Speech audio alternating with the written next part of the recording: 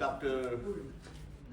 Purvi, Dr. Purvi, for a very nice preamble on project management, and thank you, Dr. Jyoti, for introducing me and your particularly your last paragraph, the most important one, about my passion for cricket, Bollywood, and Idli Sambar and Vada Pav.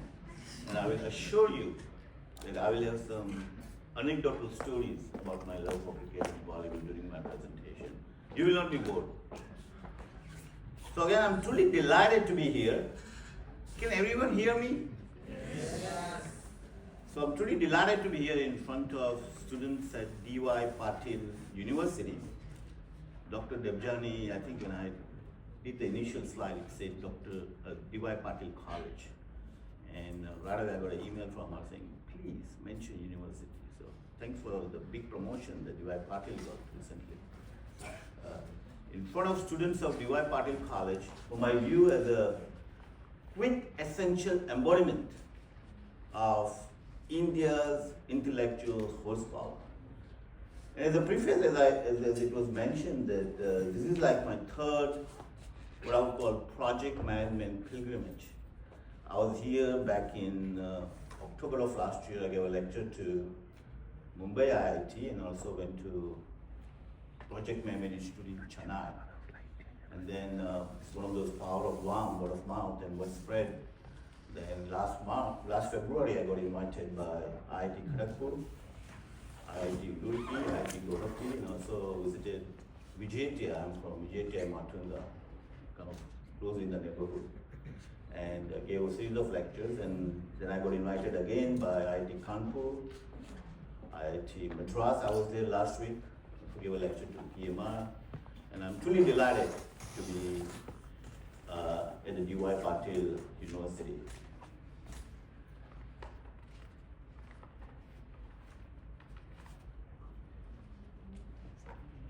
So okay, all the niceties are over, so let's get down to the business at hand. What I'd like to do today is to share with you my journey in project management.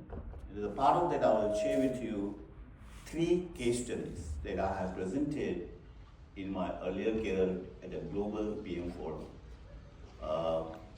So effectively speaking, I'm promoting you all as project managers for next 2 hours, because the presentation I gave at the PM forums were to professional project managers. So what I'll be presenting today will be some filtered version of this presentation that I gave.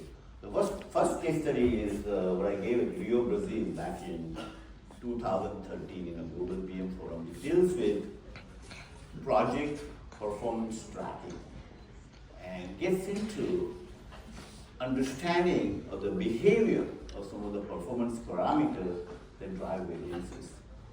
And it's very important that when you look at those variances, you understand what's really the factors that are contributing to the variance. And if you're not careful, you could basically mislead your management. And I have 2 sub-case studies to illustrate that how it would basically backfire if you have not done the homework.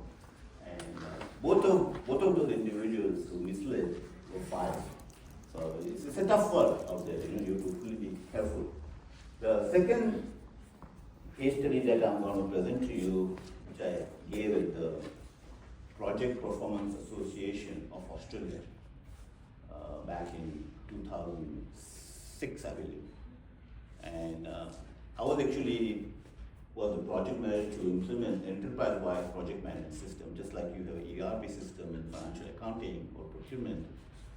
So we were the first agency to migrate towards a project management platform, bringing together 500 projects from 5 different operating units, impacting about 1,000 stakeholders.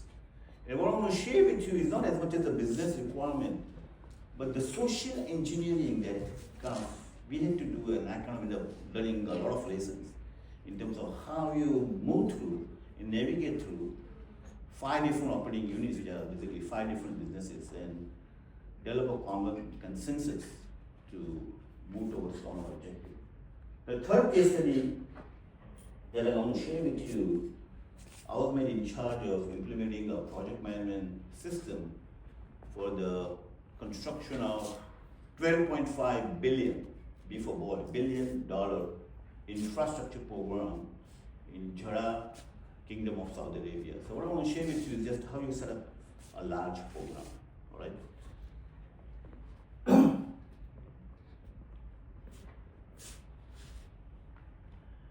Just as a little minor note, I've been traveling a lot, so there's always a jet lag that is involved. So if I come across incoherent or blank out, please bear with me. So one of the lessons that you quickly learn in project management, at least I quickly learned, that in many situations, there are no right answers or wrong answers in project management. It goes against how we are being trained, right? When you get the exam, you have to take, is this the right answer, is the wrong answer? And that's how your mind is cultivated. But in project management, sometimes you make the decision based on the facts that are available at your hand, and your predictability of the future events that may unfold. And sometimes you could go wrong. It could backfire, but that's all right. You kind of learn how to deal with it and you move forward. So as much as I'm here to promote the profession of project management, I'm here to advise you that if you are a perfectionist, if you believe in precision, you will be right all the time. Project management may not be for you. So you have to be very honest, because I have gone through many situations where subject matter experts transition themselves to the project management. They don't change their mindset, they want to be right all the time, they are perfectionists. And they don't do well in project management. And we get a call from the client, hey, replace this PM. And when we talk to them, they get so obsessed with the power of project management, because it's a very powerful position in corporate. They don't give that out, but they do not understand that, well, it's not working out. And sometimes we have to let them go. So I think here I'm going to advise that when you get into project management, certainly you try it out, you may make the decision, well, this is not for me. It's not, everyone is not cut out to be a project manager. But that's all right, that's not the only career. You could go back to basically where you came from. So I just want to give you a piece of my wisdom. A good analogy, going back to my love for cricket, will be game of sports. So let's go to 2024 T20 World Cup final, right? Against South Africa in Barbados.